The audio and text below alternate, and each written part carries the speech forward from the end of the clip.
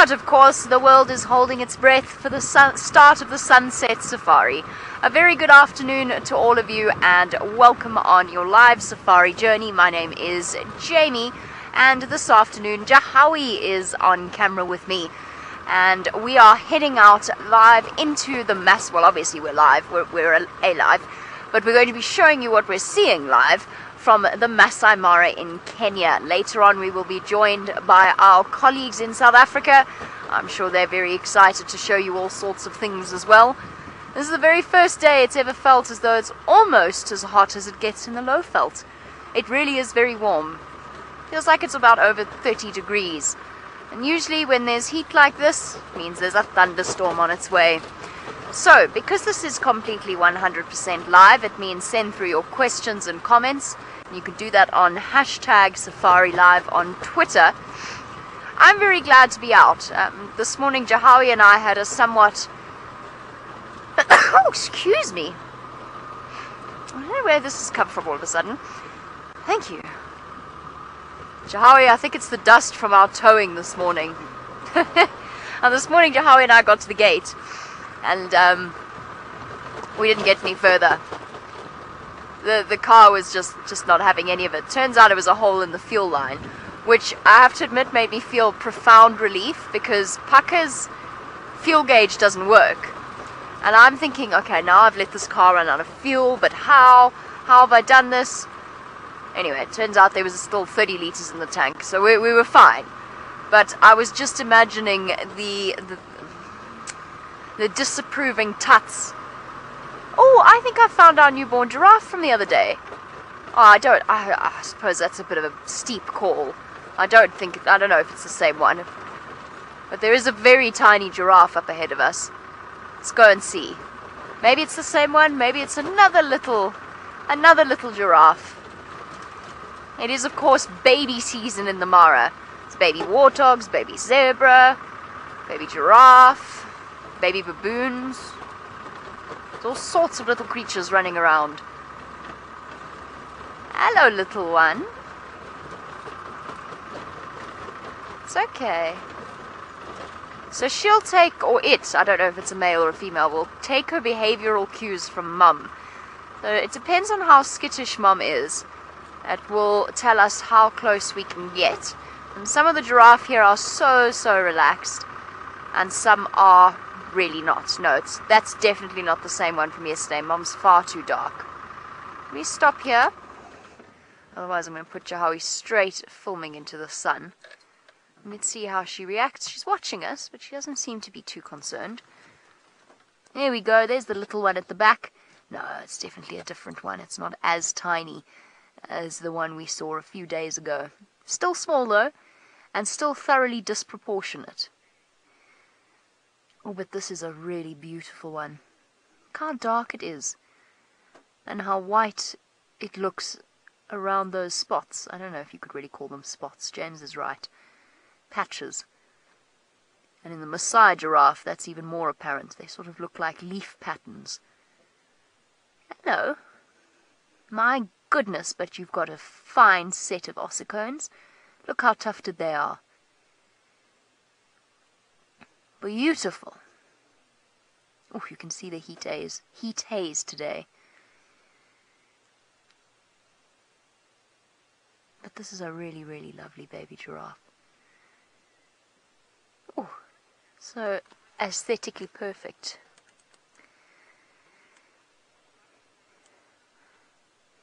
Wendy, you want to know if you ever get giraffe with identical spot patterns.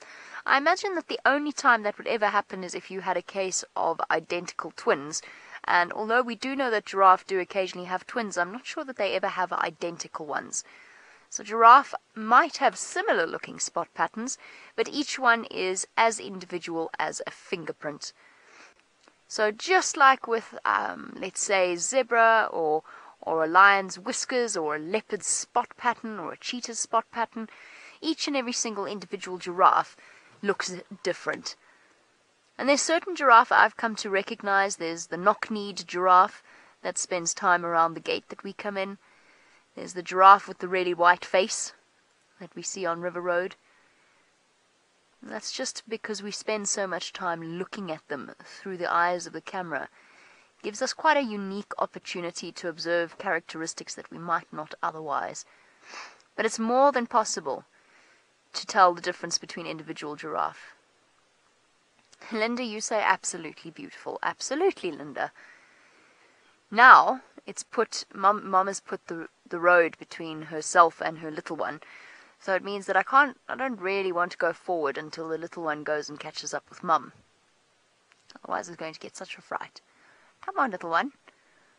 You're staring at me. Mum has completely lost interest. She's moved on. Come on. Come on. Mum's gone.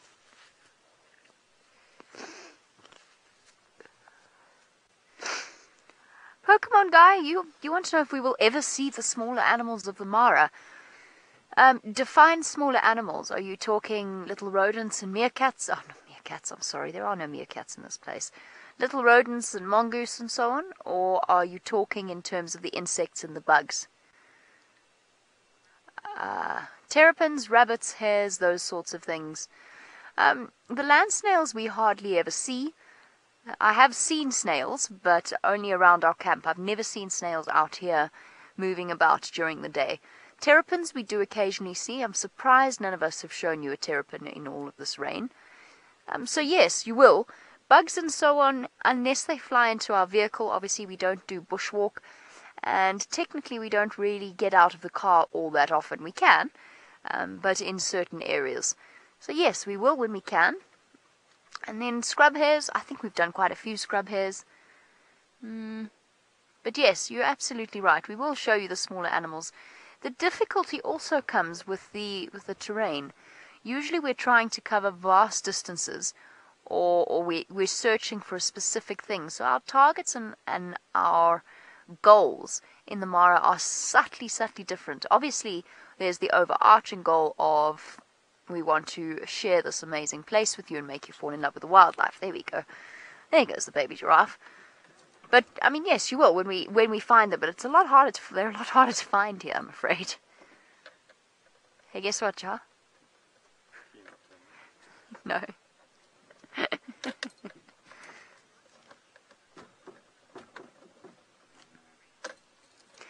Ranger, you want to know if there are any other giraffe subspecies in the Mara?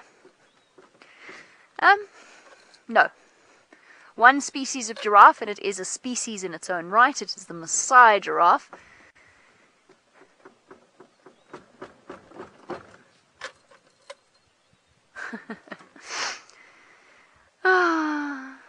But why now?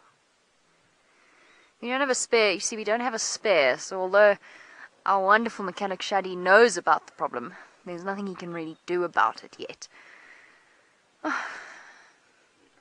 Need a hand. Jar's offering to give me a hand. Possibly to yank the steering. I don't really want to... Yeah, I mean... You know that scene in Fawlty Towers? Where he gets out and he whacks the car? Okay, Jar's going to give me a hand, so he's going to unlock the steering wheel and I'm going to unlock the car. Let's go across to Brent so you can say good afternoon.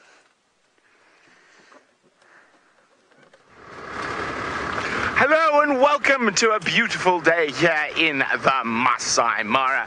My name is Brent Smith and I have Craig on camera, and we're bumbling down towards the Mara floor to see what wonders we can find. Remember, hashtag Safari Live if you have any questions for us. Hello, giraffe. Excuse us. We're on our way through. Going to look for some big cats this afternoon, possibly. And who else? Maybe some birds. I feel like birding this afternoon. Maybe take a trip down to the Samaki swamp, see what's happening down there. I did hear some male lions roaring in that vicinity early this morning while we were sitting with the Angama Pride.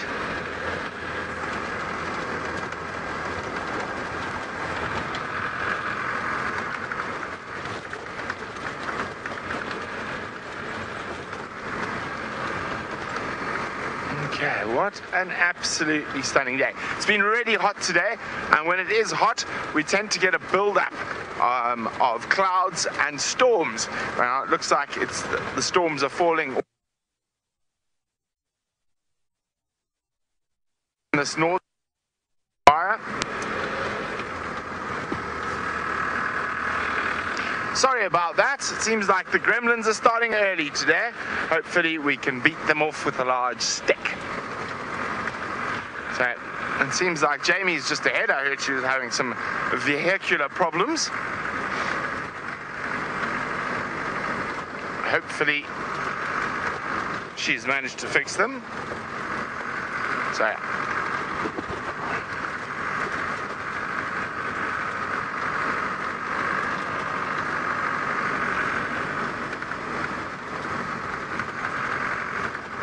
okay. Is your steering still locked? It's unlocked now. Is it unlocked? I have a present for you, I think. You have a present for me? Yes, because I don't think Edwin's on my permit. I'm sorry, say that again? Edwin, it's not on my... I sent it to you. Oh, is that it? Yes. It looks the same as the other permit I got sent by Jacob. Okay, no problem. Yep, no, it's on your, Okay. it's on your permit. No problem. I've done it already. Okay. Okay, There we go. I'm trying to fix our comms. Jamie's trying to fix comms. As I said, it seems like the tech issues are out early this afternoon. Well, we're going to keep going. Simon's got a challenge for me to find a colobus monkey. I say, I challenge you to find a colobus monkey, Simon, wherever you might be. They do occur in the Mara, and I have seen them just outside the National Reserve in an area called Siana. Where's Sekanani? Beyond that hill over there. So there's the ridge. Okay. You see that little pinnacle of a point that's sticking out in the distance, Craig? A little bit to the left.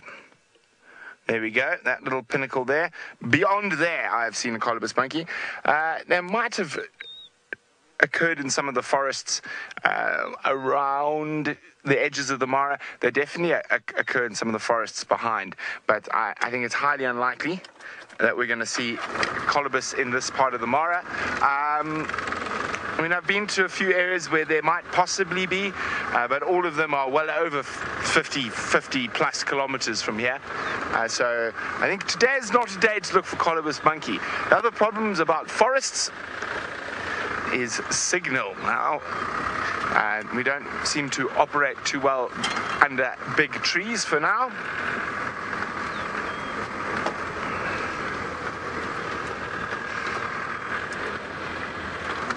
Okay. Now, as I said, I'm trying to decide where to go today. I'm going to head down towards the Mara River and the Samaki Swamp for some birding. I think I am. I think I am. That's what I'm going to do.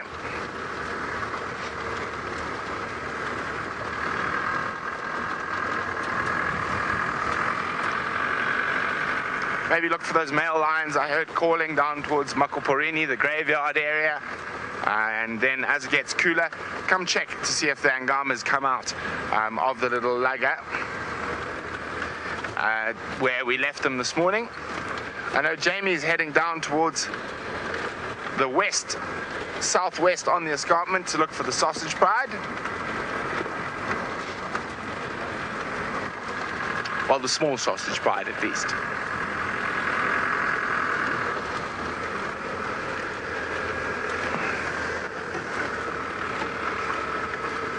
Now, it doesn't look like we're going to get any rain here, but the one thing I have learned in the Mara is to not try to predict the weather.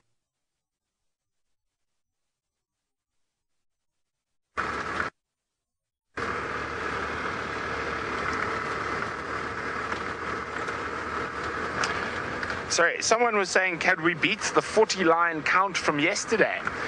Well, strangely enough, I have beaten it before. Dan was wondering, I have beaten it before.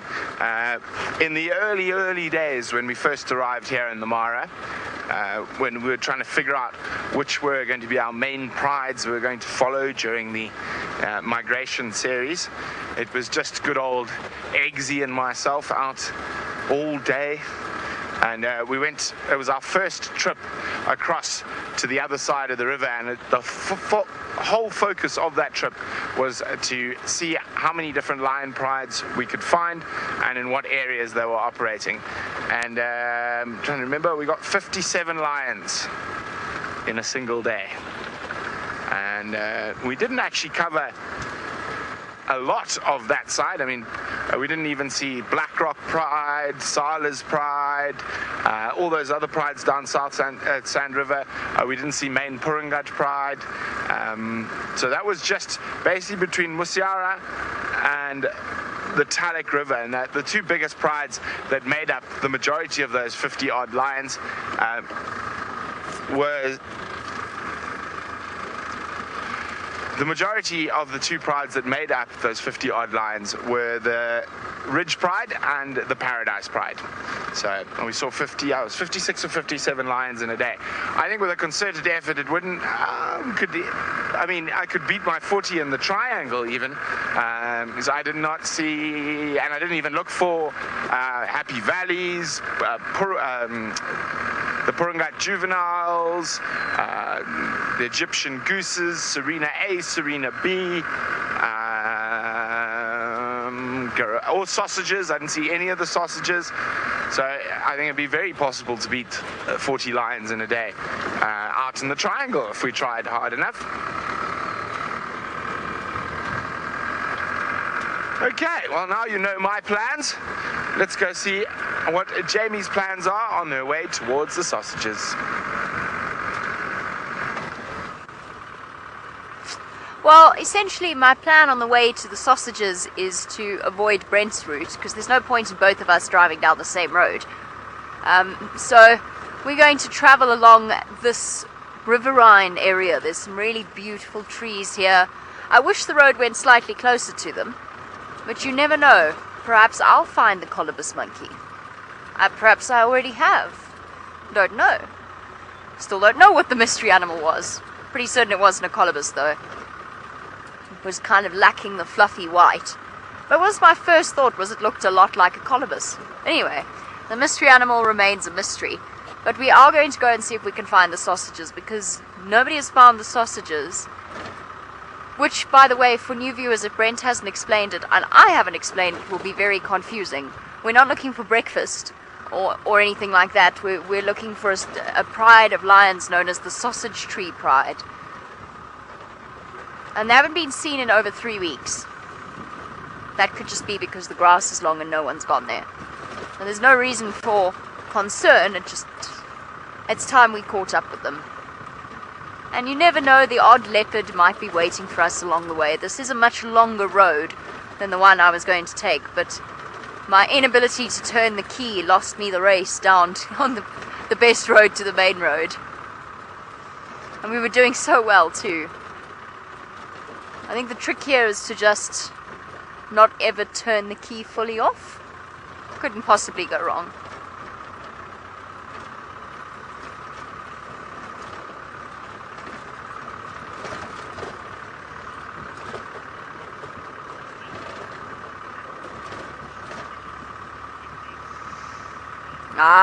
Now Lily, who is one of our 6-year-old viewers. Now Lily says she would love to see a fish eagle if they are around.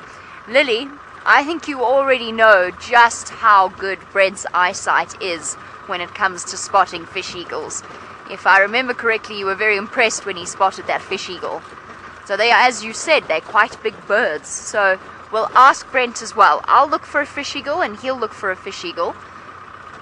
And I think you'd better ask him as well whether he remembered to take his red shuka on drive. I'm pretty sure he did, because it looks like rain. And he might get cold if he doesn't have his red blanket. But I promise I'll look for a fish eagle, and I promise at some point over the next week I will find you a cheetah. I've been looking hard, but they've been hiding from me. But I promise in the next week I'll find you a cheetah. How does that sound?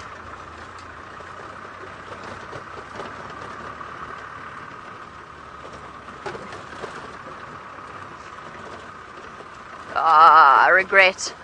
Should have driven behind Brent. No. Wait, we're gonna see something here in the forest.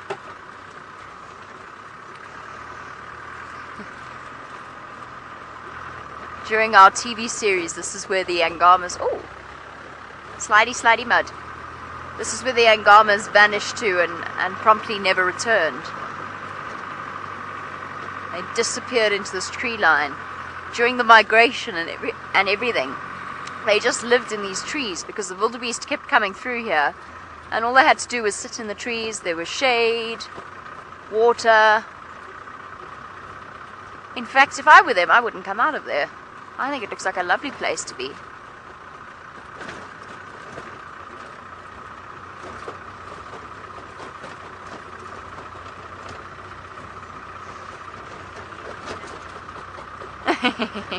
Sorry, Joy.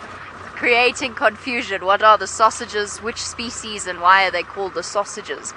So they're not technically called the sausages, and they're lions, by the way. It's pride of lions. 2 females and 4 cubs, including one of my absolute favorite ever lions, the little pale lioness. So the reason they're called the sausages is they're not actually called the sausages. They're called the sausage tree pride. And the sausage tree is called the sausage tree because it's got a large sausage-shaped fruit. So that's where the name of the sausage tree comes from. And obviously the sausage tree pride were associated at one point or another with an area with a very characteristic sausage tree. There is a bit of confusion between guides, and it's very difficult for us to get exact clarification. There's a bit of confusion between guides about, some of them call them by a different name. Let's have a look at what this bird's called. I think it's called a caterpillar. Look at that. No, is that it? It is a caterpillar. Don't worry, little yellow-throated longclaw. You can finish your caterpillar. Or were you just making room?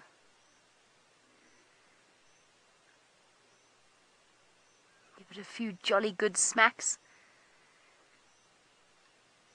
Crush it a few times with its beak. Oh, and down the hatch it goes. In 2 seconds. You can see why they're called longclaws. Absurdly big feet for a bird that size.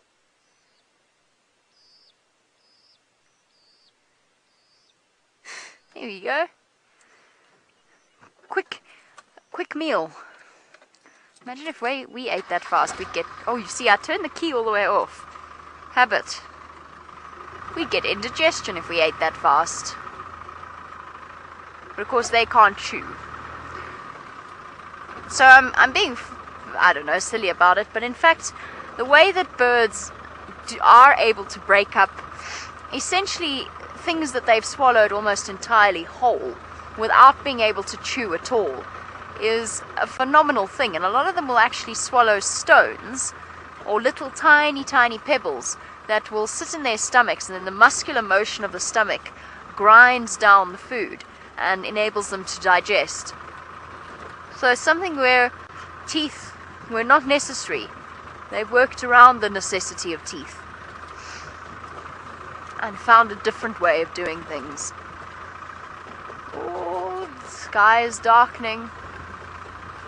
I expected that it would, to be honest.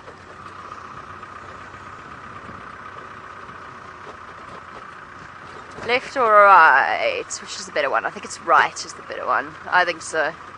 Left looks like a temporary road during the worst of the mud.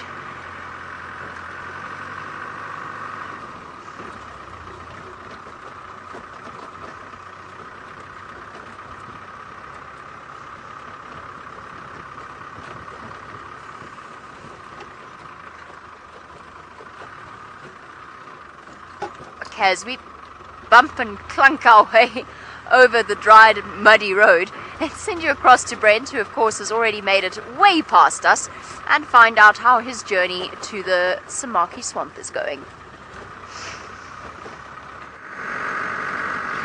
Well, it's going quite well so far, the journey, and Lily, I think I might be able to find you a fish eagle around the Samaki swamp, but also I know Jamie asked. Don't worry, it's very hot now, so I don't need it. But if it does get cold, I do have my red shuka with me, so I won't be cold. Thank you for worrying about me, Lily. It's very, very sweet of you. Okay, now let's see what animals we can find, and birds as well.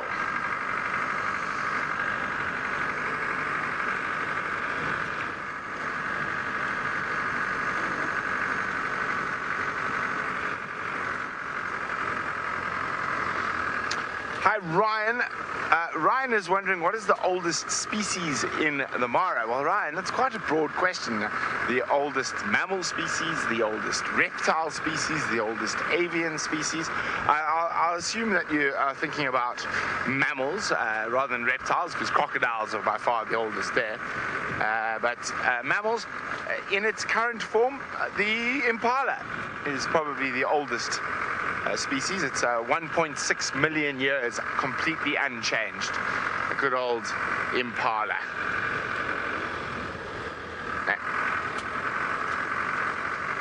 Now, a lot of people would think it's something big like an elephant or a rhino or giraffe, but those are all quite recent adaptations, a lot of them, so they haven't. But one must remember that things don't stop evolving either, except if you're an impala, because they've been completely unchanged. And it's because it's such a successful design that they have not changed one little bit in 1.6 million years. Now, if you wonder, quite interesting, if you take human beings and the opposite, in the amount we've changed in 1.6 billion years, or million, not billion, sorry, 1.6 million years is staggering.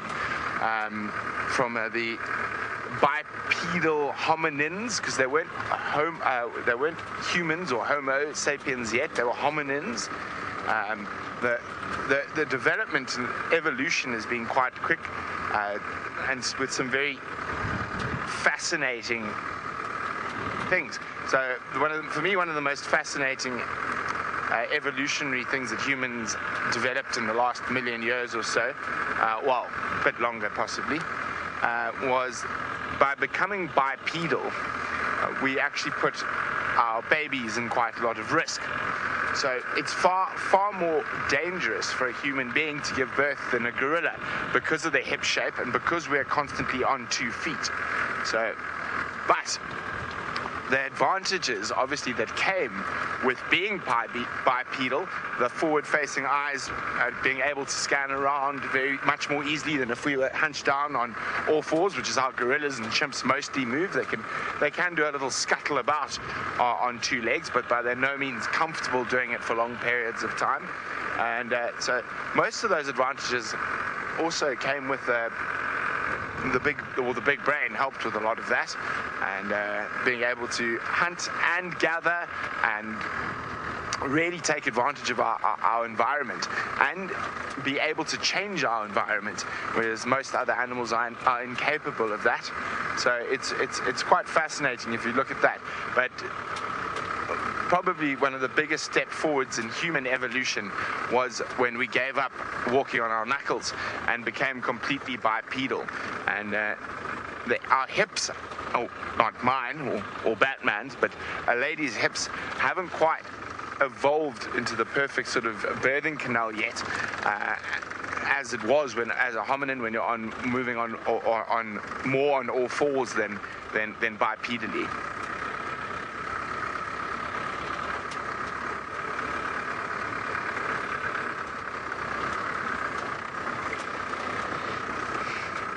Hello, Kaylin. Kaylin says, I would have thought a rodent species would have been the oldest. No, not as far as I know. Rodents also evolving constantly, like everything else out here, except for the impala.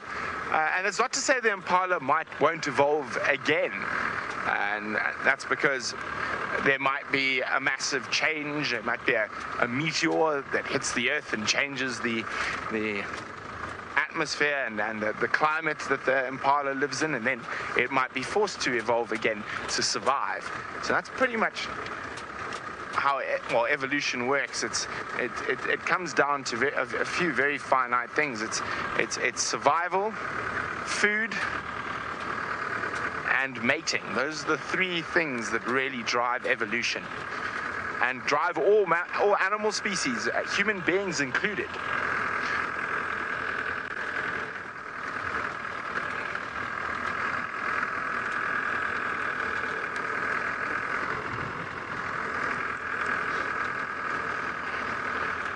Hi, Jessica. Jessica's wondering, are many fossils found in the Mara?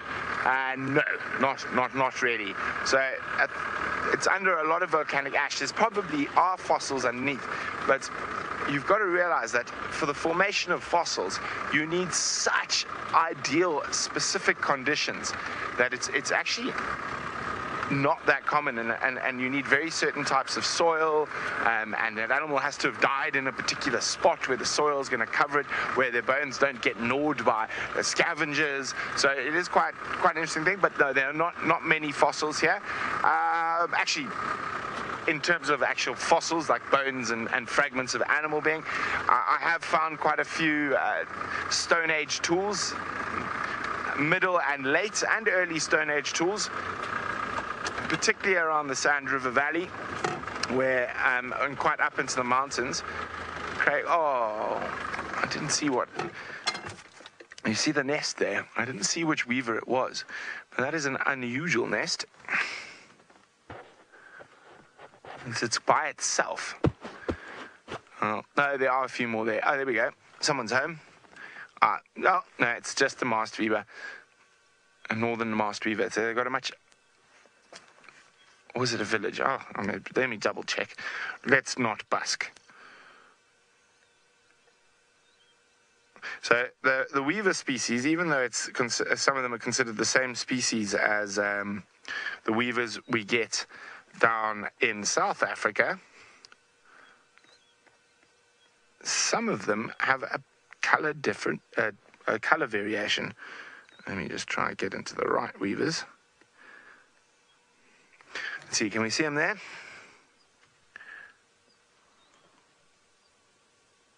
What color is his eye? It looks red.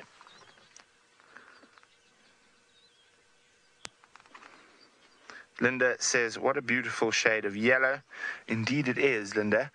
Okay. So I thought it might be the... Let's go back. Sorry, can you still see them? Let me just go forward. There's a few more there.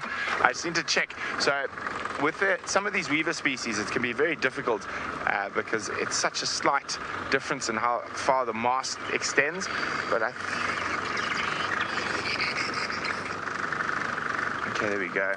Let's have a look from here. And I'm pretty sure it was what I thought it was with the red eye.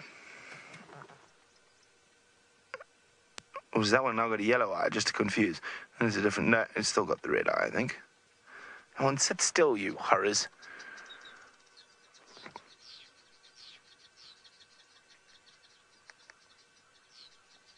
So I'd say it's a Villatine mast weaver, or village mast weaver. I'm just going to check the scientific name with the Southern African one.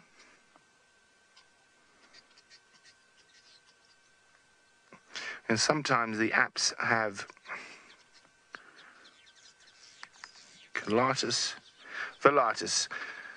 No, it is a slightly different. It's now a subspecies. So there we go. A Villatine mast weaver. Vitaline mast weaver. Building their nest, as most weavers do. A lot of weaver species like to do it over a bit of water. It affords them a little bit of protection from certain predators, although not always. I have seen snakes swim through water to get to weaver nests. I think these ones look particularly low to me and in a possible danger. Okay, let us carry on.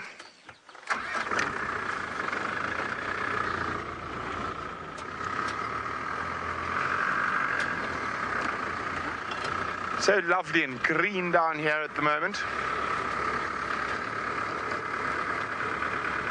on the edge of the Samaki swamp. So I'm going to get a bit closer to the swamp itself. It looks like there's quite a few ellies in the swamp, and you never know what might be lying on the periphery. So let's go across to Jamie to see how his search for the breakfast cats is going.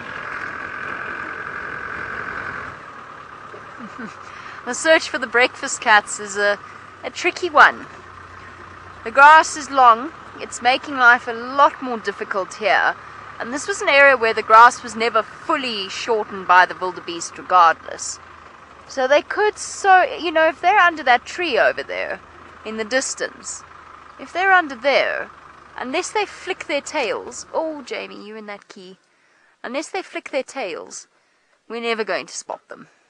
But we're going to try. We're going to do our utmost to check this area as thoroughly as possible. I really want to see them again. I want to see how big the cubs have got. I want to go and see whether or not all 4 of them are still there. I know that one of them went for a little wander about as we learnt this morning during story time, lion cubs do. I just really want to know where they've all vanished to. I'd like to know where all of the animals vanished to as well. So far I'm driving along, and apart from the giraffe that we saw at the start of the drive and the long claw, I honestly haven't seen one other animal. Oh, I saw a warthog running away from me. That was it.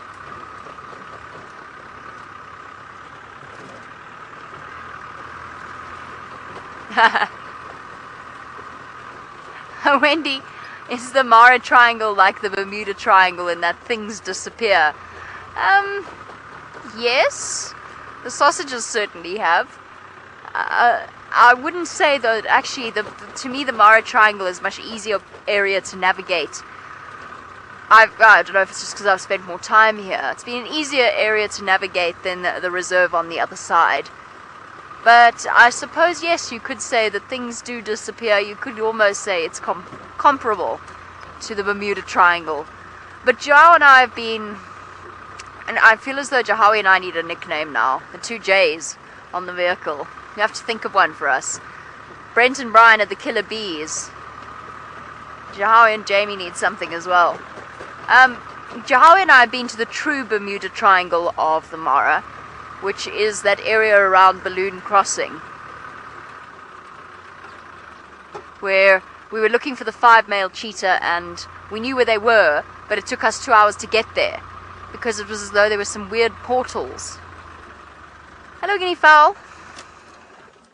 Oh, no, don't... Ah, you horrid, horrid bird. Oh, and the key's stuck, so I can't even go back. I'm such an idiot. I can't not turn it all the way.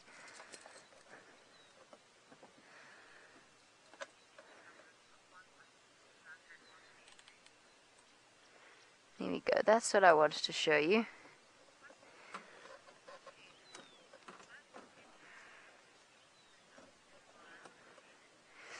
Palin, I have not heard of or been to any prominent cave systems. The only place I can imagine that there would be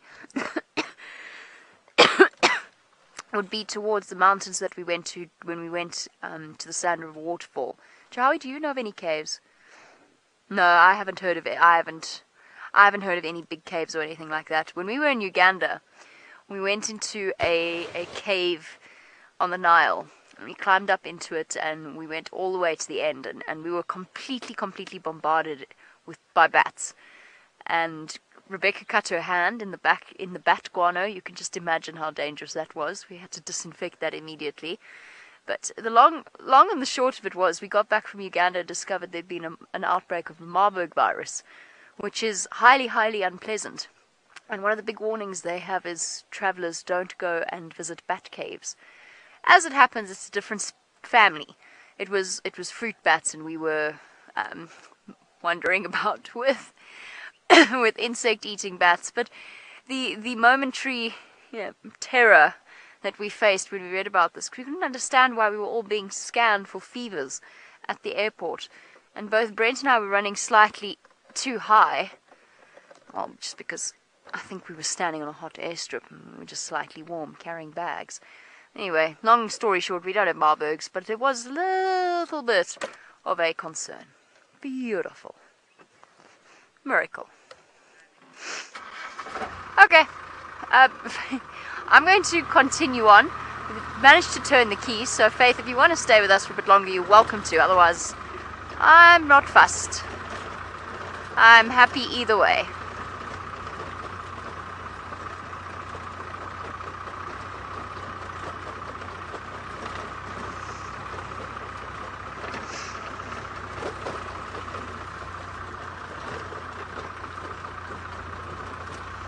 That worked out so beautifully.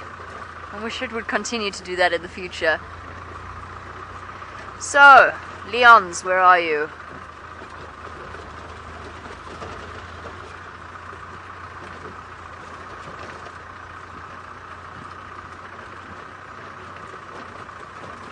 Our son, a new viewer joining us for the very first time, or perhaps at least asking a question for the very first time. You are wondering if the animals will ever attack us, the guides. And the answer is, and forgive me, I have to concentrate really hard for looking for these lines. The answer is yes, possibly, maybe, but the chances are very, very slim. I'm never going to say to you that it's completely impossible, because that would be very blasé of me. Wild animals are wild animals, and there are a few instances in history where an animal has attacked a person in a safari vehicle. So essentially, these animals are really quite comfortable with the presence of safari vehicles. It doesn't bother them, they're not afraid of us, nor do their instincts tell them that there's something that they can eat, unless they've been fed. Obviously, if they've been fed from a vehicle, that's a different story. But, I mean, lions have had so many years of evolution grinding into them that instinct of their prey is stuffed with 4 legs and 2 at night. They know to be afraid of people on foot during the day. They know that they can potentially attack human beings at night. But we're driving around the vehicles. In the vehicles, we're always watching what the animals are doing, how they're responding, their body language. Remember, we've been doing this for many, many years. So no, there's no real danger. You'd be far more at risk of a dangerous encounter in a city, for whatever reason. I feel as though I always feel much safer here than I do in the city. Just one of those things.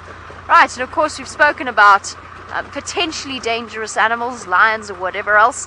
Brent has found another one, but I think at the moment simply being gentle giants.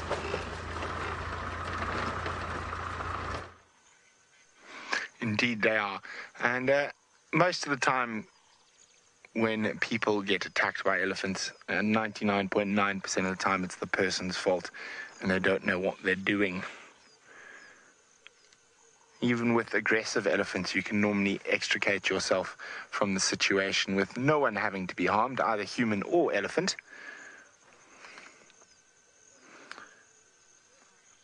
But in the majority of the many, many, many thousands upon thousands of encounters I've had with elephants, there's only a handful that... Oh, he's got a stumpy tail. A handful where the elephants have been aggressive, and often when they are aggressive it's from external circumstances, stress from drought, predation, poaching, all those type of things can add to an elephant's stress. But in an area where they're respected and driven carefully around, they pose almost zero threat. And you've got to know how to read their body language. It's like anything. You can tell when a dog's upset. You can tell when an elephant's upset if you know what to look for. Oh, look at this one coming down to the water to the left there, Craig. Looked like she might go floppity. She just came down the hill quite quickly. I was hoping she might go play in the mud. But it looks like far more concerned with eating the lovely, luscious green grasses that are around.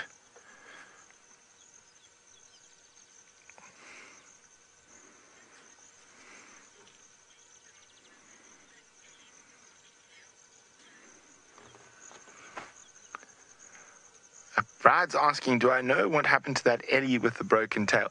Brad, I've seen probably 30, 40 maybe even 50 elephants with broken tails in the Mara alone. It's not an uncommon injury in elephants, and there's various different ways they get it. Normally it happens when they're younger, and it could be from hyenas, it could be a birth defect, it could even be from another elephant pulling their tail too hard.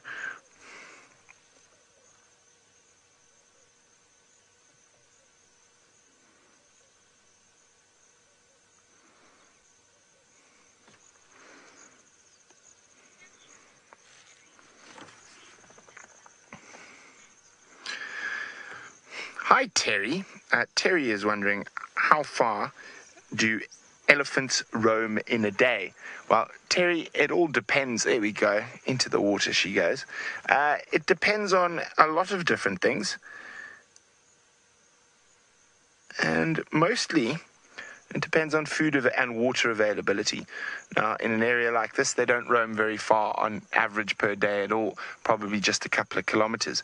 But in areas that get very dry, such as northern Botswana, they can do up to 30, 40 kilometers between feeding areas and water areas. Oh, there we go. Trust the little one to have a bit more fun.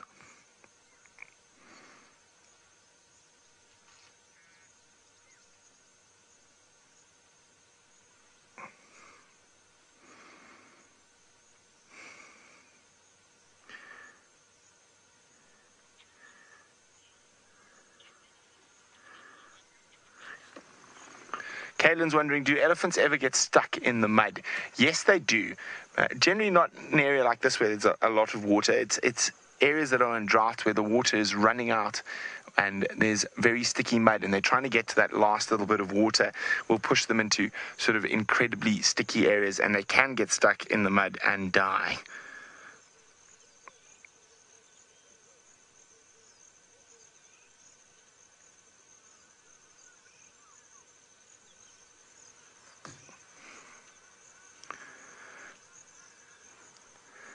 Now, there's a little one coming up, and I wonder if he's going to go have a swim.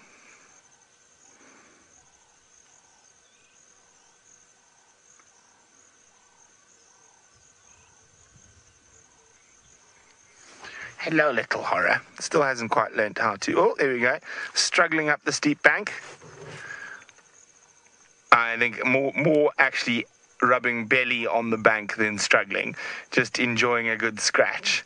Oh, yes, that's a good scratch.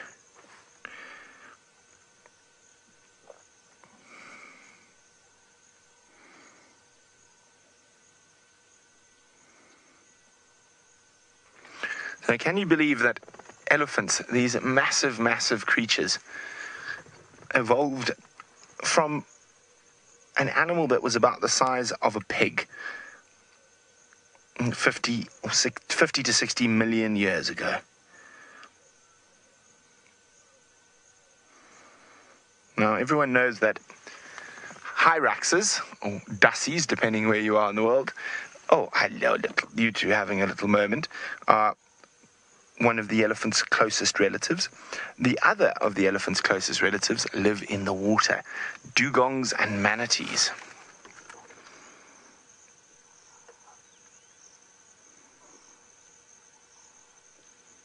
So one thing that always fascinates me about evolution is that there are so many different sort of failed and unsuccessful lines of animals that become extinct over the years.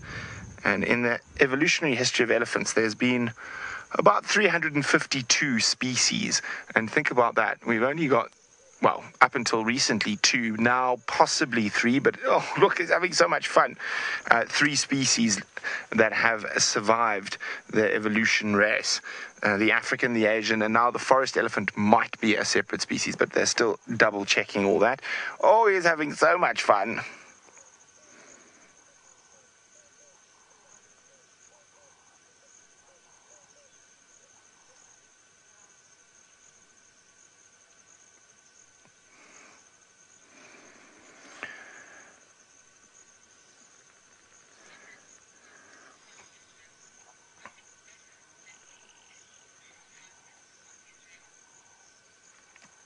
Francis from Israel says nothing better than baby Ellies. I have to agree with you. They are just too adorable to watch. What's that little one up to next?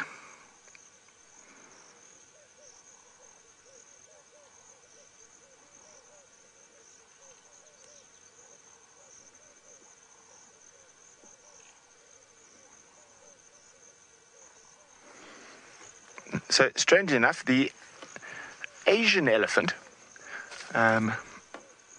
is older than the African elephant, evolving at about the same time as mammoths, and actually much more closely, probably share a lot more closely relation with mammoths than our African counterparts. And the African elephants, even though they are the biggest, are the newest of the elephant species, and they're only 100 or 200,000 years younger than an impala. So between 1.5 and 1.4 million years ago, African elephants came into their current form.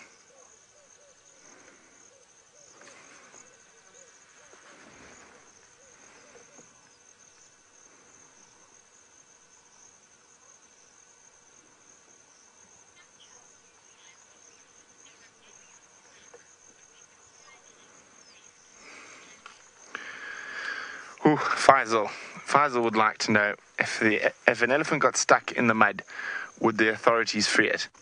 Now, Faisal, that's a difficult question because it depends where you are. In Kenya, I would say yes. In South Africa, I would say no. And it is... Oh, just hang on. Just listen to something quickly.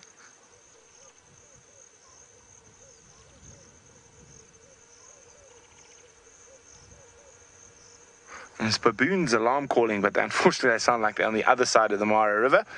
But so if an elephant got stuck in the mud in the greater Kruger, or in Kruger, it would probably just be left, as long as it wasn't stuck in a man-made water hole or something like that. If it was naturally stuck in the mud or in a natural system, they would leave it and let the hyenas and vultures and lions feed off it.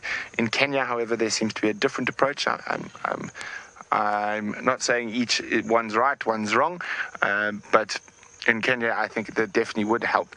Now, and the problem with helping an elephant, especially from a family group that's stuck in the mud, is that it is very dangerous because the rest of the family of elephants are around. It puts people in danger. It puts other elephants in danger because you might have to destroy an elephant to save people who are trying to rescue the other elephant. I myself lean far towards the no interference in wild, as long as it hasn't been caused by human beings. I lean towards, as I said, the no interference. But it sounds like Jamie's got a feathered friend for you.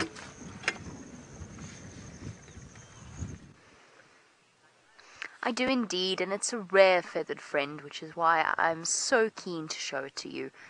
It is a ground hornbill, and not only is it now vanishing, I was going to say it's also calling.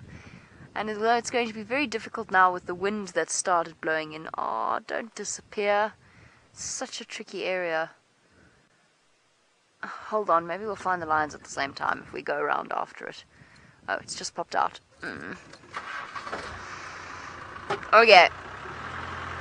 It's such a special bird, and it was calling, and you can actually see the flaps of skin moving around the throat. I don't know where the holes are in this grass. Maybe we'll find the lions while we do this. They are so difficult to find at the moment. I don't want to look at you. I'm just going to keep looking at the ground in front of me in case there is a giant hole that pops out of nowhere.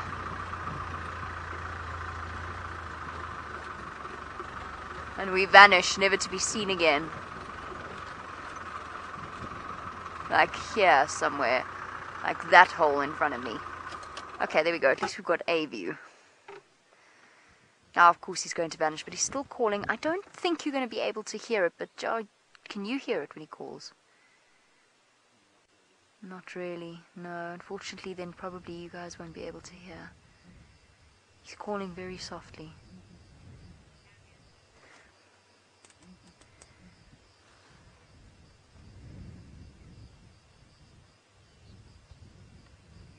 Oh.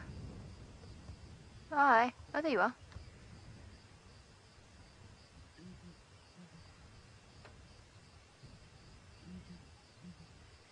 You see that sac below its chin expanding.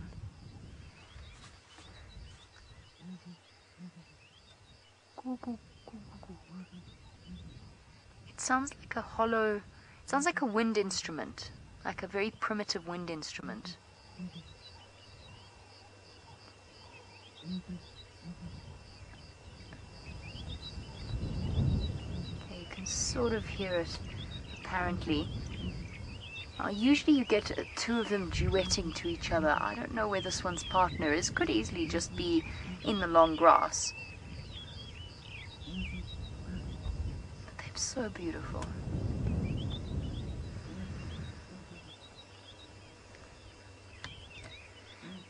Now, Catherine, you say that you love these birds and that they look so ancient. I know exactly what you mean. They do look rather prehistoric, aren't they?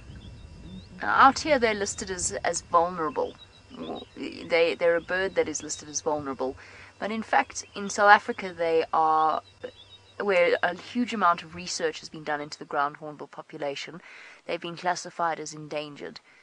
But there is something prehistoric about them, and there's something primitive about the sound that they make. Okay, I think that's pretty much the end of our ground hornbill sighting.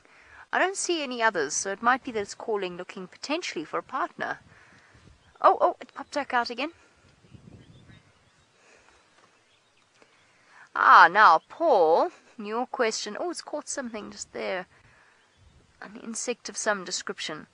Now, Paul, you're wondering about the vivid red patches below the beak, and you want to know if he inflates it to display when he's displaying for a female.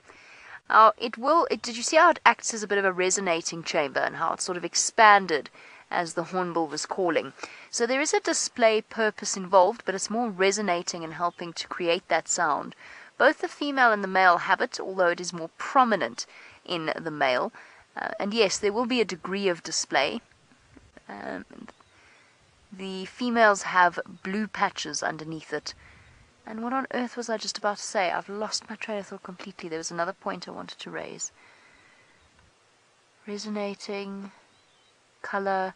Color, of course, is also in birds very much a part of their most species' reproductive tactics. Healthy, bright colors are attractive to prospective mates. Oh yes, I remember. His biggest mating display will be to prove that he can provide for the female when she nests. So in ground hornbills, the way that they display, as they have in common with all of the hornbill members or all members of the hornbill family, will be to feed the female. He brings her gifts. He brings her gifts in the form of a meal, which I have to say, if I were a female hornbill, would be the way to my heart as well. So he brings her potential meals, and he feeds them to her. And it's his way of saying, when it comes time for us to have chicks, I will be able to support you. Look at this amazing gift I've brought you. Because, of course, when hornbills of any species nest, the female loses her primary flight feathers and she becomes completely dependent on her partner. Bye-bye. Think he's going to pop up here? Shall we wait and see? I think he might. Might be worth having a look. And it's actually quite fun to watch the bonding between hornbills, because I've also seen juveniles go and feed their fathers, which is an interesting way of... It's an interesting thing. Not young ground hornbills, almost fully grown ground hornbills. I've seen them go and feed their dads, and I assume that is a submissive response to the male. Come on, you gonna come out? You gonna come out? No. There's a lady over here. Shame, I shouldn't say that, should I? That's not very nice. Get his hopes up. Oh, I should have warned you about that. I'm sorry if the ambience was still up. You would have got the full effect of the starting of the engine there if it was. Found a hole.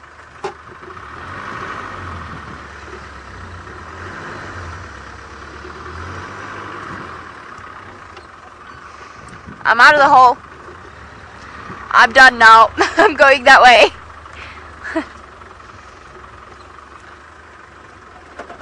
Dexter, yes, that particular bird is capable of flight. It is a big bird and it's very impressive to watch them fly. But they can fly and they do nest in trees. So they can fly, they've got massive wingspans.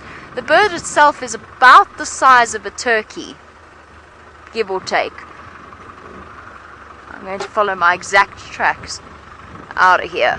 Because if I remember driving here once before and I know there's loads of holes and loads of hidden rocks. I'm not going to take that chance.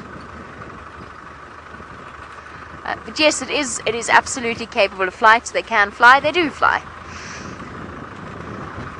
Lovely bird though, is it not?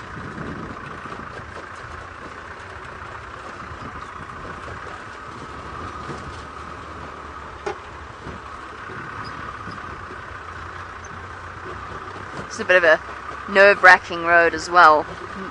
Quite a sheer drop and very little leeway. Okay, out of the danger zone. Where are those sausages? I bet you they've been under our noses the entire time and just hiding in the grass. Trying to decide which road to go down now. And of course the other thing that will be happening is now that the sausage tree cubs are large, or at least they've grown up, at this point the females will start to cover much larger distances. In the cubs' initial few months, they keep them in the same area, places where they know they've got good hiding spots. The cubs know the hiding spots.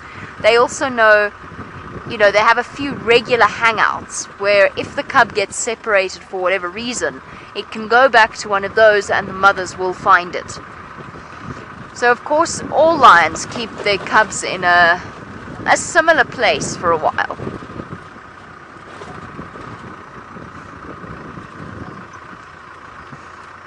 And then, as we've seen with the Angamas, with the Nkuhumas, with any pride that we've followed regularly, after that then they start to cover their normal bigger distances. And they go where the food goes, and at the moment, there ain't none. Well, there's that ground hornbill, which is a little, not an attractive prospect for a lion, and there's an elephant. Oh, that is the road. I can't even see the road anymore. There we go. There's the road. I know it's the road because the grass is not over my head. Is it the road? I might have been mistaken. Might not be the road. No. No. Don't think it's the road. My mistake. I was going to say, I thought the road was a bit further up. Well, we might have found the lions there too.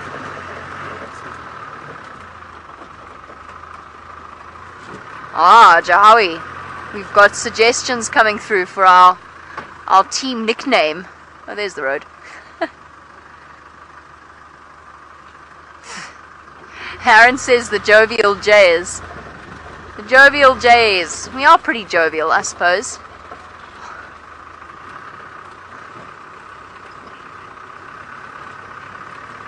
Double J Trouble from, I think I heard this correctly, Zephyr K9. Double J Trouble. I like it. I like it. the Jim Jams from Beck. My nickname used to be Jim Jam when I was at school. The Jim Jams. I think we'll have to have Jahawi have a say in this as well. You'll have to. we'll have to think about it. Got the Jim Jams, Double J Trouble. Whoa. And the Jovial Jays. Well, we'll have a think. Well, we won't tell you what our decision is until the next safari that we're together. And then we shall share our team name choice with all of you. Makes me feel like team name choice. It's like being on a school camp. You know when you get divided up into groups and you've all got to come up with your team name. Oh, last minute from Joy. The Jesters. I quite like that one. The Jesters. The Jesters. See, because you can't really combine our names, can you? Because both start with J-A, so it gets a bit confusing. Jahami. No. The Jesters. Oh! But thank you for putting through the possible suggestions. Jahawi and I will discuss and we'll decide together what the team nickname should be. Oh goody. Brent's car's broken down. We're doing really well at the moment. This is what's known as the pre-TV, I'm going to call it so, the pre-TV inevitability. As soon as we're coming up to a TV show, everything happens at once. It's like, it's an inevitability. In fact, the one TV show that nothing went wrong, and we all started to panic because we all felt far too under control. That's not a line.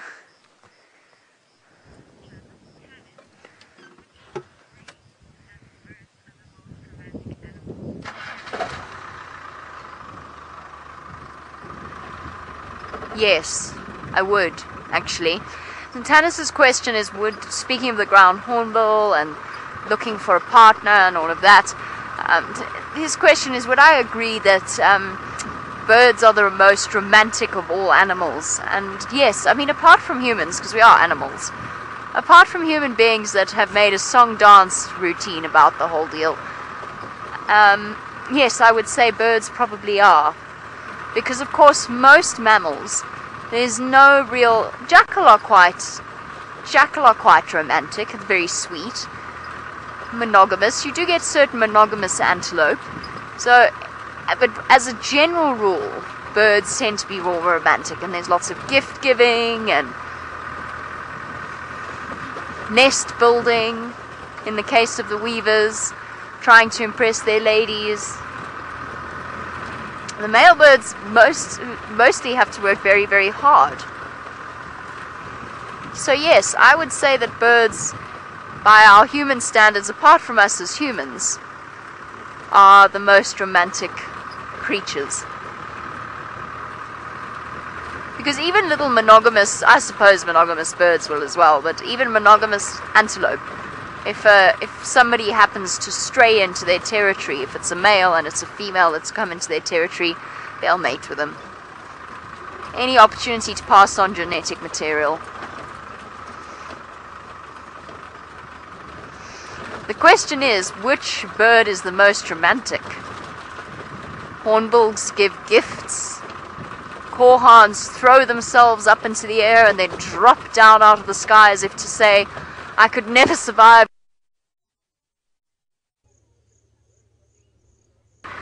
I told you, it's the pre-TV thing. We're having just those moments because we are going to be participating in Nat Geo Wild's Big Cat Week in December. And I remember I said we had one show where we all felt under control. Everything was going smoothly, and we still talk about that show as our most disastrous, or one of our most disastrous. Everything went so very wrong. And then Tingana finished it all off by defecating right next to us. That was the last 2 minutes.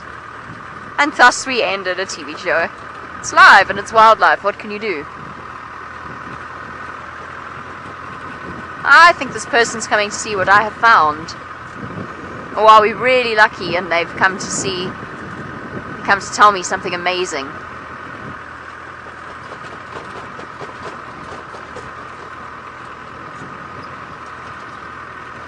I think he saw me stopped for a little while.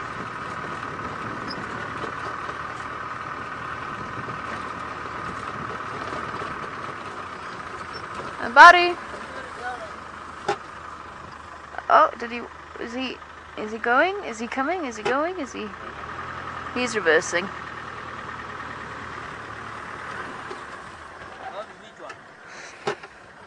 Nothing. Have you seen the lions around here? Were they here? Yeah. Ah. This morning? No. Just now? Well, we better find them again. In the slugger here. Yeah. Okay, sour. Sante, I'll help you. Let's see if we can find them again. Okay. Oh, well, there we go. This is good news. I wonder what just now means. Is it the same South African just now, or is it... Does just now mean 5 minutes ago?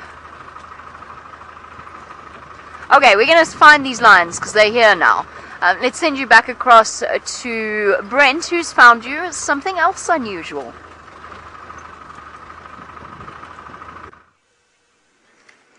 Well, it seems like we're being lucky. This morning we had rhino. This afternoon we've got a rhino and a calf. And nice out in the open, right on the edge of the Samaki swamp. I think they've been spending the day wallowing in some mud. But just like this morning, when we saw the rhino, we could see another member of the Big Five. Actually, I lie, we could see another 2 members of the Big Five. But today, we can see 4 out of 5, but we'll go to the second one first.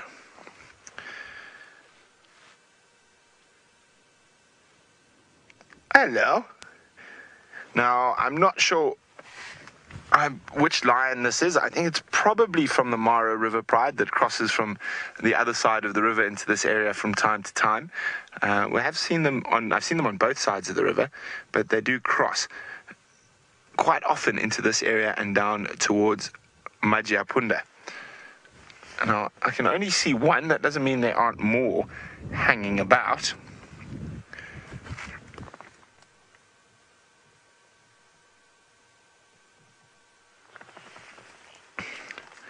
And as I said, from this position, we can actually see 4 out of 5 Big Five animals. So we've got a lioness. We've got quite a few buffalo, actually. Quite a lot of buffalo spread out through the swamp and around the peripheries. And I'm just going to move the car a little bit further forward or back, either or.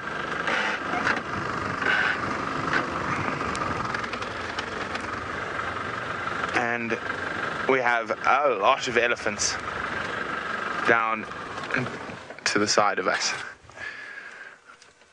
So there we go. From one spot, we've got 4 out of 5 of the Big Five. This morning we had 3 from one spot, so we've upped it by 1. Maybe we'll be lucky enough to find a leopard this afternoon as well.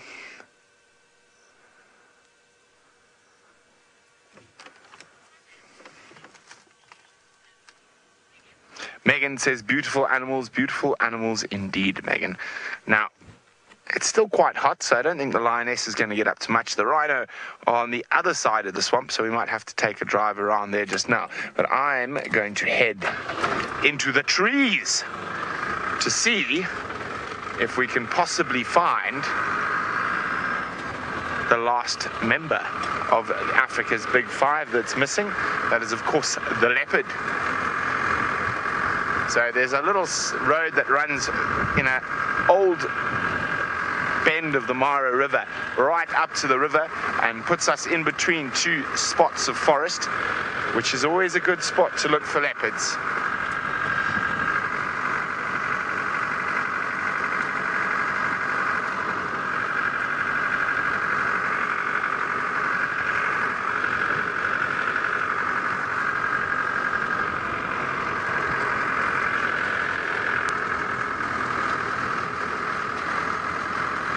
Francis from Israel says maybe that lioness is on the lookout for the rest of the pride.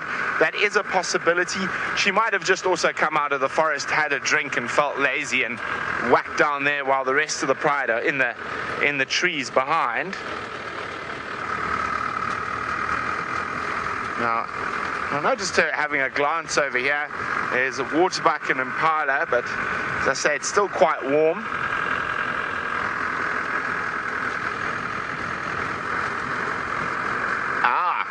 And there's a warthog. And we all know how much lions like warthogs, especially at this time of the year as the grass gets a little bit higher. The warthogs aren't able to see where the lions are as well, and they tend to become dinner quite often. Now, that's a big male pig, an impala, and a waterbuck, and one of each. So quite strange. 2 boys and a girl. Now, of course, the rest of the herd of impala could be around the corner. It's not unusual to see male warthog on their own, or male waterbuck on their own for that fact, but it is quite unusual to see a female impala on her own. But as I said, the rest of the herd could be close by.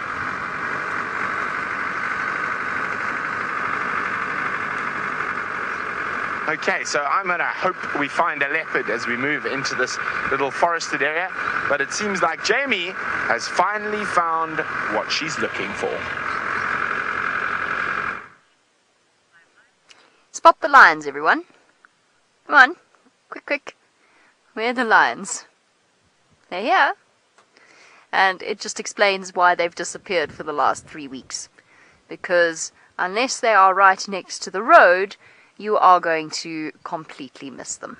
As it happens, they are right next to the road. Do you want to hear the embarrassing story of what I just did? I'll share it with you, because I think you might laugh, because we've all had moments like this. I really am just having one of these days. Pulled up next to the vehicle that was parked right next to them and asked them if they'd seen any lions. The lions were right next to me. Right next to me. But right next to me. They so much to the point that they thought I was joking. So we had a good laugh when they realized that I wasn't. Should we go and see if we can get a better view of the sausages? Because at the moment, this isn't the most spectacular view we've ever had of a lion ever. Also, that poor guy's gone off somewhere. Oh no. She did it again. So, we won't get a better view of the lions. I'm going to do a little dance with my steering wheel. And then I'm going to turn the key. No, it's no stress. I'll just take my frustrations out on poor Pucker's steering wheel. There we go. We're done. When in doubt, a little bit of brute force never hurt anyone. Let's go find out how many sausages we've got.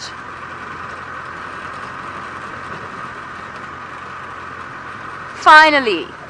It's taken me 2 weeks to catch up with this particular lion pride. Oh, but they are invisible. You don't see a tail flick or a raised head.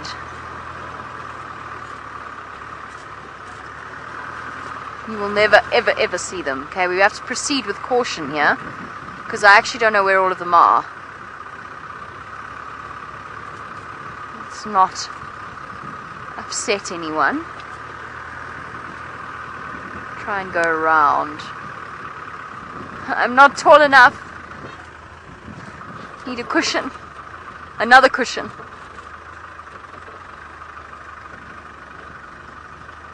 Okay, I see one tail flick there.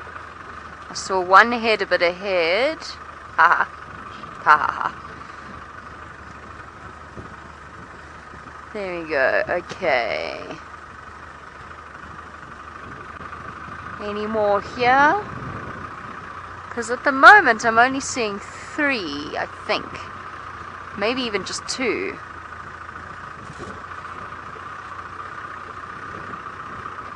So I'm doing a big wide circle just to make sure that I don't... Oh, hold on.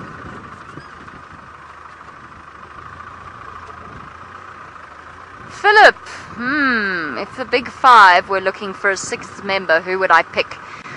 Well, to answer that, one has to go back to the historical reasons that the big five are called the big five. And to be honest, it's an outdated term that I feel no longer belongs in our sort of... Of course, it's become such a tourist term. I can only see 3 here. It's become such a touristy term that it's difficult to say that we should reject it entirely. The reason the big five are called the big five is because traditionally they are the most dangerous animals to hunt. That is why they are called the big five. Obviously, that's not something that we feel has any value in terms of tourist attraction for the animals. So, if I had to choose the big five sixth member, and moving apart, departing from tradition, I would say, gosh, to depart from the tradition of the most dangerous animals to hunt, which I don't think we really want to go down that road. We could talk about the most dangerous animals to walk, in which case something like a hippo out of water might be one of the most dangerous. The reason the hippo was not included is because people could hunt them in the water, in which case it's basically like fish in a barrel. That's why the hippo is not included in the big five list. But for our list, let's say it's the more dangerous animals to stumble upon on foot. Then you could say something like a hippopotamus. I think that would probably be my answer. In terms of, there are sort of big shifts to try and push for different terms for different animals. And there's there's something 7, which includes the traditional big five: the lion, the leopard, the rhino, the elephant, and the buffalo, and then the cheetah and the wild dog as well on that list. List of animals that tourists come to Africa to see. I can only see 3 lions. That doesn't mean the rest of them aren't here, it just means I can only see 3 lions. But I think what we're going to do is we're actually going to play the patience game, as Brent likes to say on a regular basis. We'll play the patience game, and we'll stay with them until it starts getting dark. And then hopefully we can do a head count. Right, so this afternoon we will be joined by a school. So very shortly we're going to be saying hello to them. During that time we will take their questions, prioritize their questions. But please continue to sending through your questions as well. So we do really, really want to hear from you. Okay.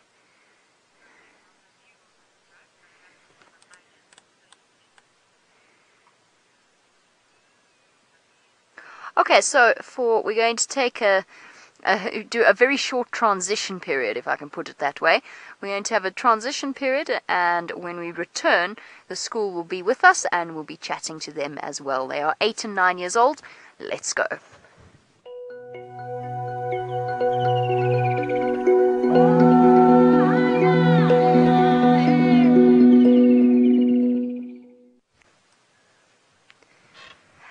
Hello, and a very warm welcome to the kids from Glenwood Elementary who are joining us on a safari this afternoon. Now, my name is Jamie, and this afternoon there is a gentleman called Jahawi. He's operating the camera, and he's showing you exactly what's happening with these animals. Now, I know, Glenwood, that you've been on these live safaris before, but just a quick reminder that this is completely live. So what you're seeing is happening coming up towards evening time here in Kenya. We're in Kenya, in East Africa, and we will also be joined by people in South Africa as well. And what you're seeing is happening right now. So it's morning for you, evening for us, and we're sitting with some lions. And they're doing what lions do best at this time of day, which is sleeping. It's what lions do during a hot afternoon, hiding away in the long, long grass. Glenwood Elementary, you say that you love the lions. I know, I love these lions too. This particular pride of lions is known as the sausage tree pride. So that's a type of tree that you get out here, and it's very common for animals to be named after types of trees that we see. Now, the sausage tree pride, just a few weeks ago, were really, really, really easy to find. really easy to find. And the reason that they were easy to find was because the grass was so short. And the reason the grass was so short, I know you've been talking about migration at the moment and discussing migrations. The reason the grass was so short is because over 1 million wildebeest and a couple of 100,000 zebra moved through this area from Tanzania. They came all the way to Kenya, crossed some very big rivers, and they came to eat the grass here. And they ate, not all of it, but a lot of the grass. So a few weeks ago it was easy for us to find the lions because they just stuck out. I think it was 2 seconds before you spotted a lion, even very far away. But the wildebeest have continued their migration all the way back to Tanzania. So they've gone south again, and as a result the grass has time to recover.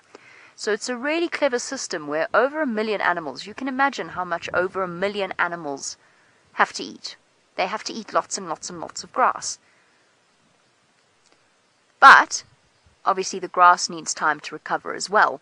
So the wildebeest have gone back to Tanzania, and they've made it very hard for us for us to find the animals that are hiding away.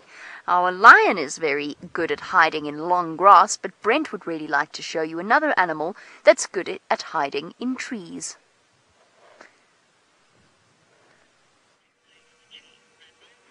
Well, not in the trees, but amongst the trees, and at the moment they are right out in the open, which is a rare treat. It is a pair, well, not a pair, it's a mom and a baby black rhino, and it looks like the baby's just having a snooze. So quite rare to see them right out in the open like this. So as I said, it is a real treat. Now, I want lots of questions from you guys, and I can't wait to hear what you guys have to say.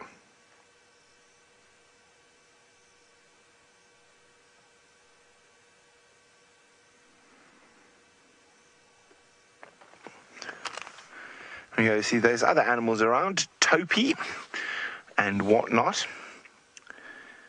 We're on the edge of an area called, oh, there's an elephant right in the background as well. Quite a few elephants there. This is an area we call the Samaki Swamp. It means the fish swamp. We're not in the swamp because we'd get stuck, so we're out on the edge of the swamp and driving around looking what animals have come into the swamp to enjoy the lovely green grass, or like the rhino, have a lovely mud bath. Because black rhino don't eat grass, they eat trees. So they are browsers, which means they eat little branches, and then the other animals, like the topi that's just off to the side of the black rhino, is a grazer, which means it eats grass.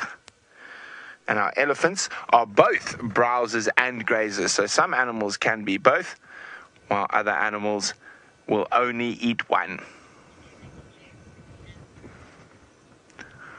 Oh, now, isn't this exciting? We are sitting on the open plains of the Masai Mara in South Africa, and we're going all the way to South Africa.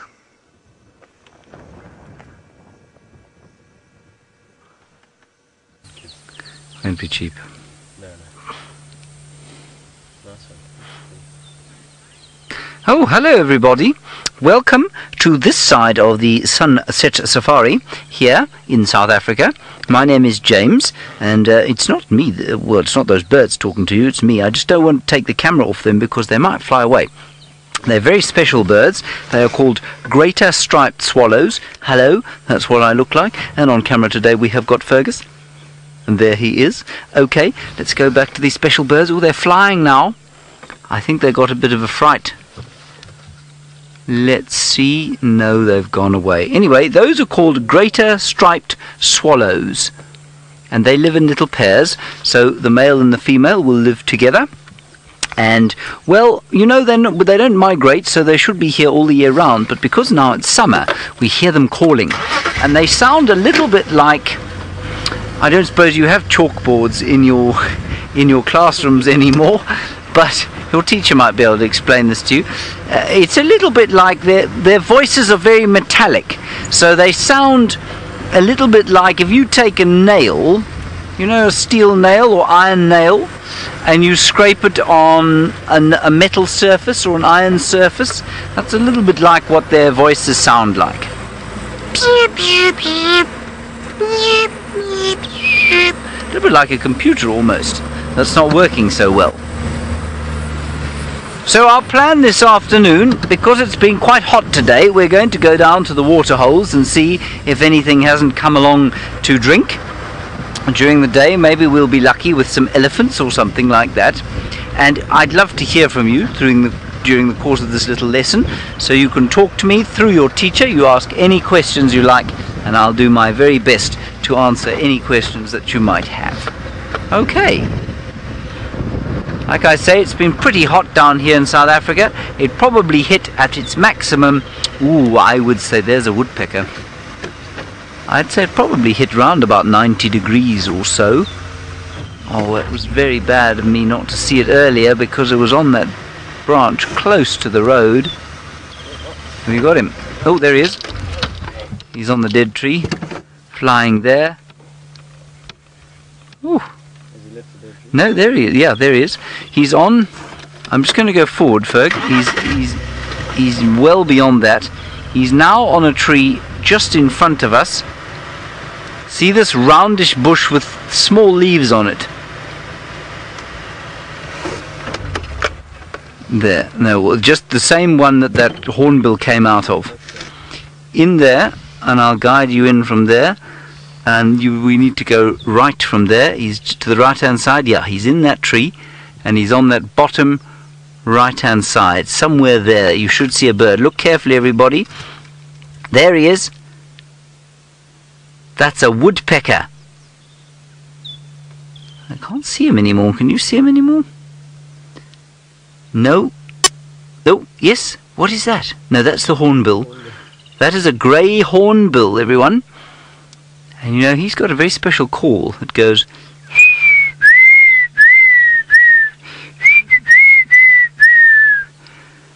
And because of that call, the local people in this area have a dance called muchongolo.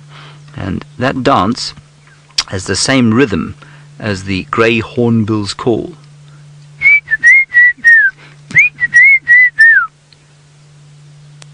There it goes. Now there are two little woodpeckers in that tree somewhere, but I can't see them anymore. They're quite difficult to spot at this distance. They're not very big. They're not big like the woodpeckers you get in North America.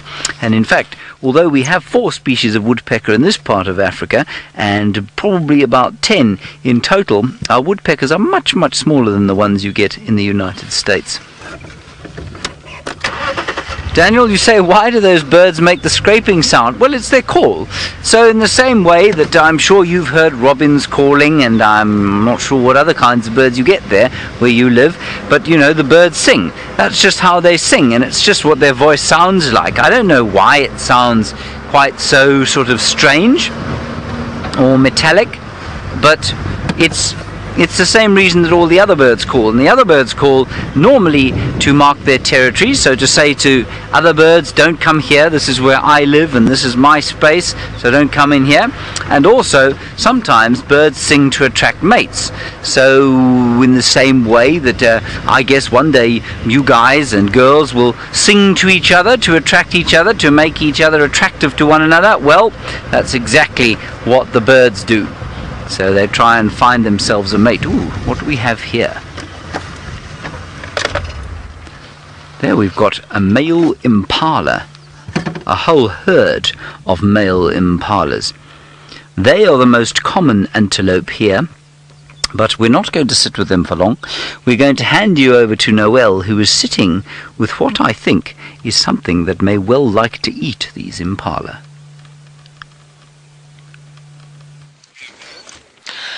Good afternoon, everyone, and welcome Glenwood Elementary School. I am Noelle, and on camera today I have the wildebeest. Hello, VM. VM saying hello.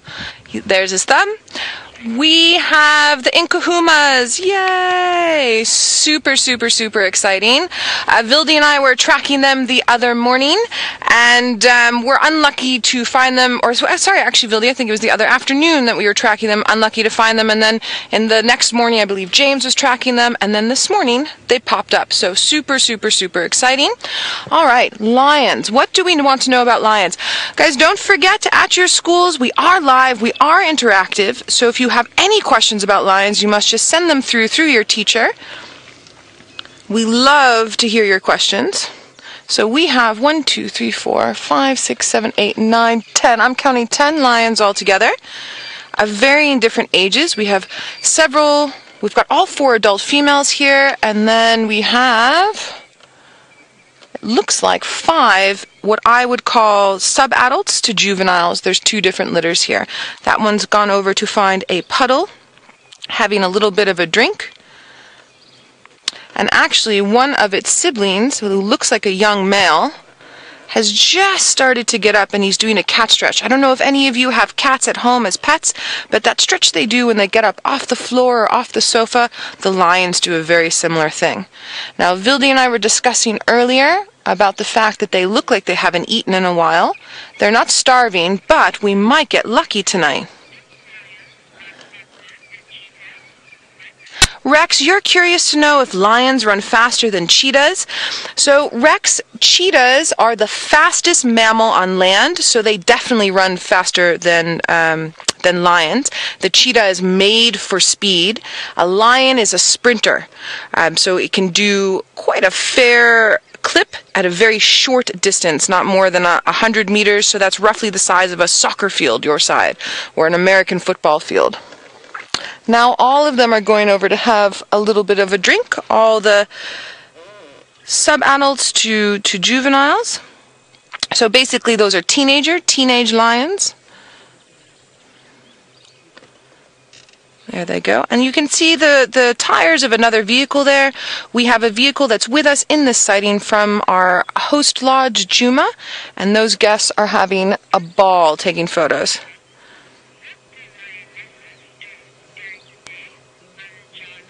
Anjala, you're curious to know, what do lionesses do during the day? They sleep. Lions sleep for about 16 to 20 hours a day. They sleep a lot. So the little ones as well as the adults will sleep. But now that being said, if it's cooler, they'll move. It's just basically when it's really warm, they don't want to overheat themselves. They don't sweat like we sweat. They don't have any sweat glands. They have to pant. And they're also covered in fur. So they need to rest when it's warm. They also don't want to overheat their brains when they're moving. The cheetah that we mentioned earlier, the cheetah has a special brain casing that allows its brain to overheat more than a lion does. So they're able to do those fast distances that we talked about.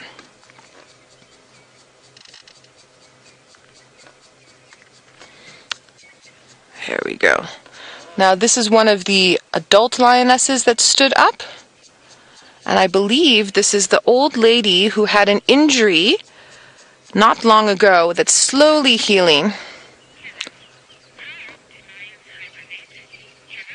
Kenneth, you're curious about how lions hibernate. So Kenneth, our lions don't hibernate here. We don't get snow. Well, where I am in this part of South Africa, we don't get snow here. It gets chilly in winter, but nothing sort of as cold as would make it snow happen. Also, our rain, our wet season comes during the summer, not during the winter. It's dry during the winter. So lions are active all year round. Even in cold climates, like in places Northern California or Colorado in the States, mountain lions that you have there will not necessarily hibernate during the winter. They're still going to be active during the winter. Something like a bear. A bear is a big mammal that is also a meat eater. Depending on the bear species, they will hibernate. Our predators don't hibernate. Sorry, I was about to say says boya hunger, which is she's very hungry in Afrikaans. She's a very hungry cat. All right, now James has found a water hole of his own, so let's head on over to him and see what he has to show us.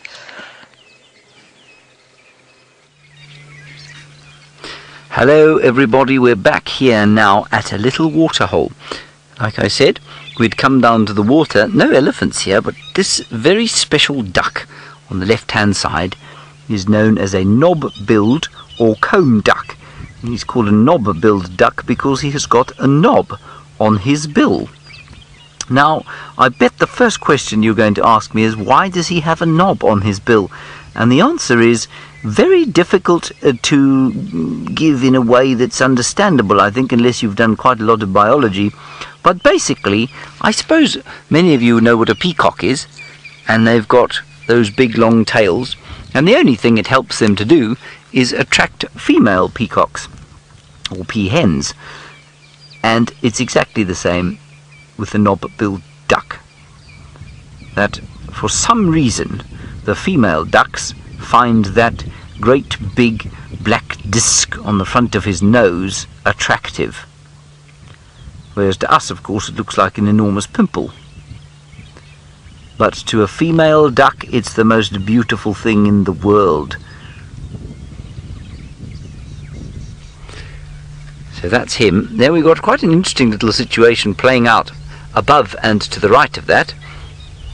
There is an Egyptian goose, which is much bigger than a knob-billed duck. And the female knob-billed ducks over there are quite nervous of the Egyptian goose because he's much bigger and he's quite aggressive. They're not very nice to each other. Isn't that nice? Lauren, you say, why is this duck special? Well, it's special, I suppose, because we don't see them very often. We do see them from time to time. But, you know, all animals are special. I think all creatures are special. And so I said it's a special duck simply because I thought you might not have seen one before. Well, that's why he's special. Oh, look at the hippo. The hippo had his mouth open. He was showing us his big teeth. So there's lots going on here at the waterhole. Let's watch him carefully. Let's see if he does it again. This is a young bull hippo, we think. Tiny little ears.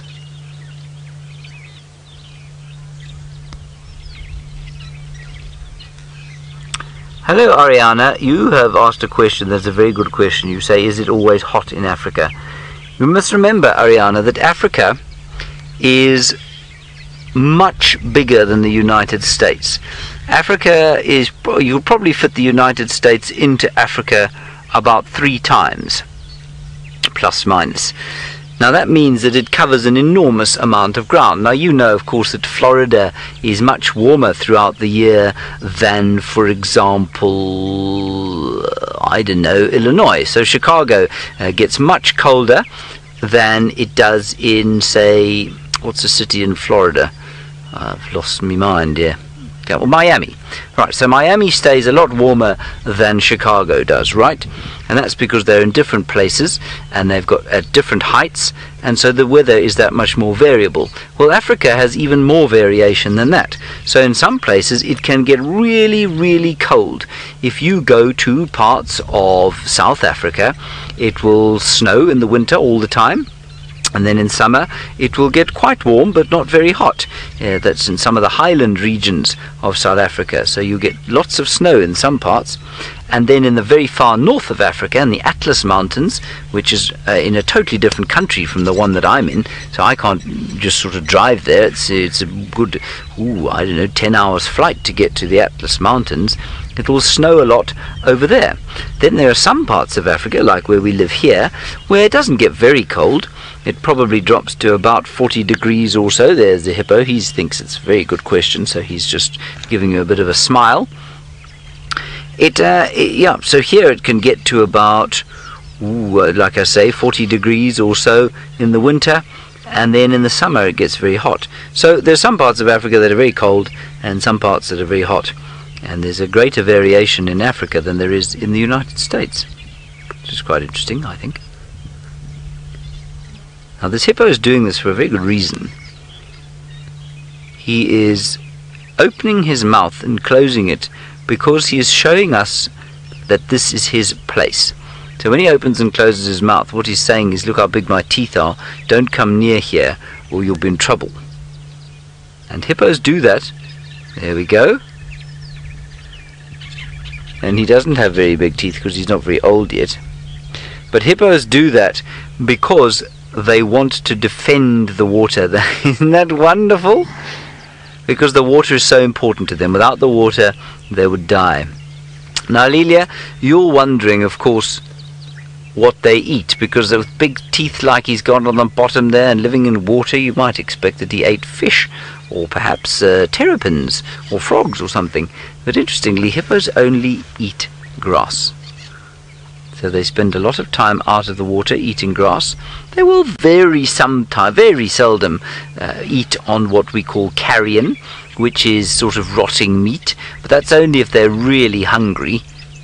And then sometimes, if they're really hungry, they'll eat elephant dung, because elephant dung is quite nutritious. Oh, we've got a very special bird up on the left-hand side here. This very special bird is called a Diederik's cuckoo. Top left there, in the very top, Ferg. That's him.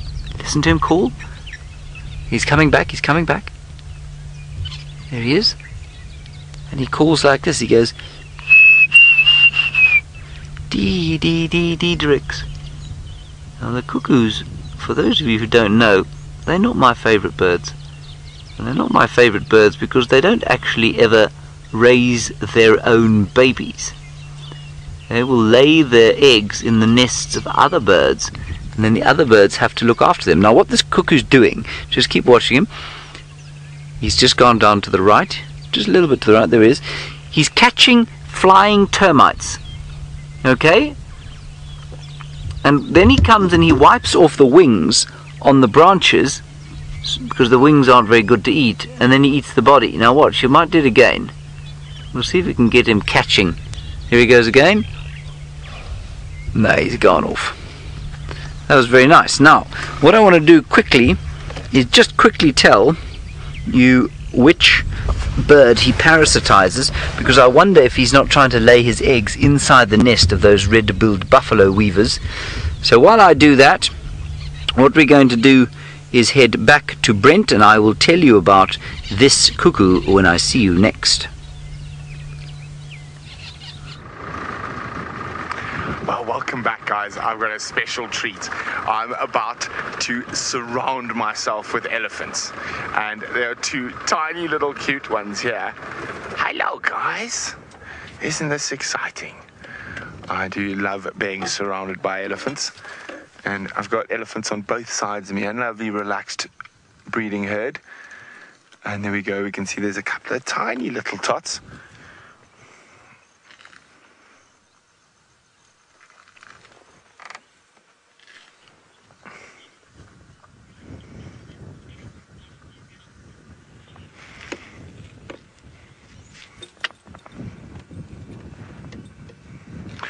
Jade would like to know, why do elephants drink out of their trunks?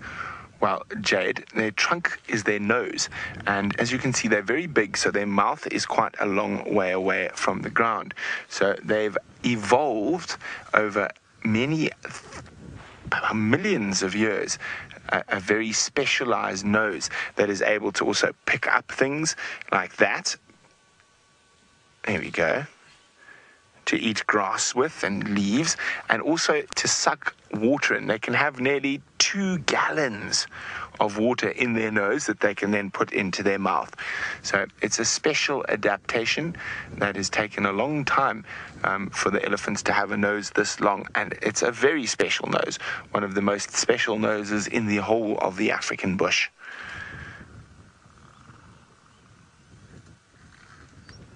It is always so nice to spend time with Ellies. Now, we're talking about browsers and grazers earlier. Now, as I said, elephants are actually both.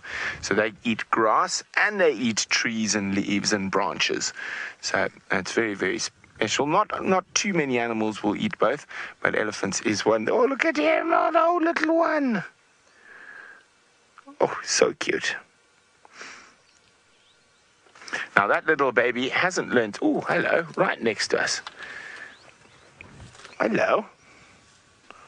that little baby hasn't learned how to use his trunk yet. And because he still gets his mom from milk, so he can drink from mom without having to stretch his trunk too far.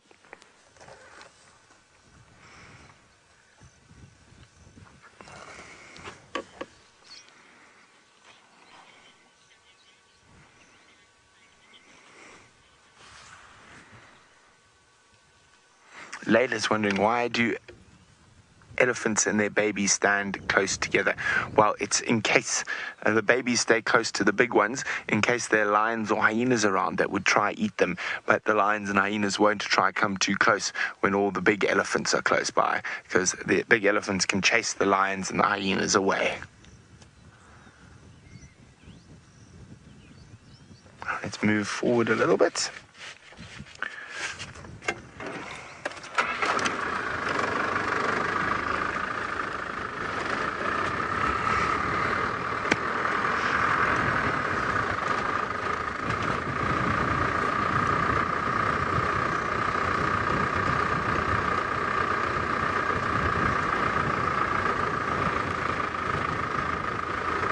I'm just going to go up ahead. There's a little road that pops there, so I'm going to stop in front of them and let them walk closer to us.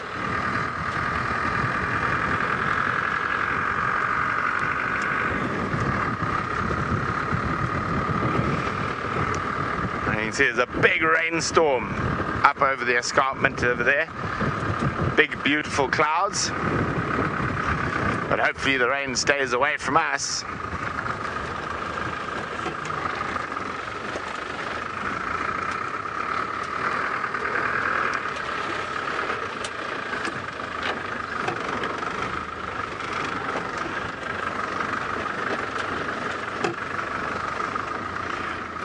Now, Ariana is wondering, how big can the elephants get? Well, in a group like this, oh, bless you, Craig, the elephants don't get too big because they are females. The boys get much bigger, and they can get to about over 4 meters at the shoulder and weigh about 6,000 kilograms. A big female will weigh about 3,500 kilograms and probably gets to about 3 meters at the shoulder.